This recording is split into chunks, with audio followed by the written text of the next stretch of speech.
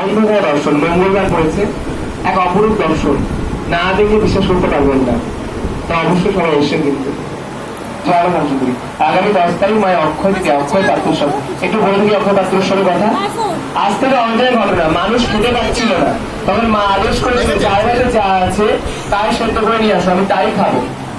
তো যে যেমন পেয়েছিল মায়ের জন্য খাবার এসে, কেউ ফুলের চালে ভাত, কেউ মাঝে রাজভোগ।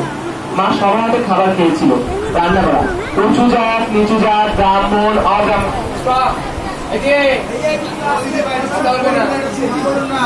উঁচু জাত নিচু জাত ব্রাহ্মণ অব্রাহ্মণ দীক্ষিত অদীক্ষিত বলে কিছু নেই। সেটি মা সবার জন্য সবার হাতে খাবার খায়।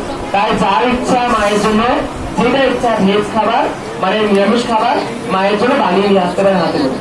সবাই কিন্তু আসবে দুপুর 12টার মধ্যে আমরা সবাই মিলে মায়ের দিন ভালো করে অনুষ্ঠিত করবো।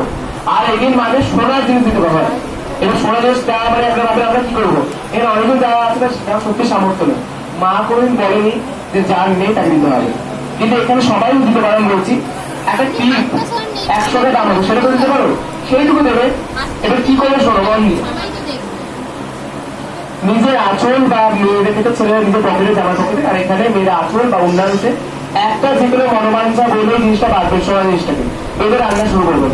রান্না করে আসবেন, এখানে একটা পাত্র রাখা থাকবে, রান্না দেওয়ার পর অক্ষয় পাত্র বলে সেখানে সোনা জিনিসটা দিয়ে দেবেন। সোনা জিনিস থেকে কি প্রাপ্তি হয়, কোনো সময় মান সম্মান হানি হবে না, কোনো সময় ধন ভান্ডার খালি হবে না, অক্ষয় থাকবে। তাই অবশ্যই সবার চেষ্টা করবেন যদি কারো ইচ্ছা হয়।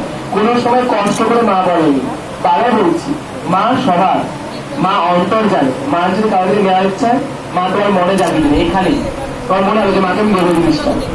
আর অদ্ভুত জিনিস দেখতে চাও সবাই আসবে, সেগুলো গায়ে গয়না পড়ে, গা থেকে গয়না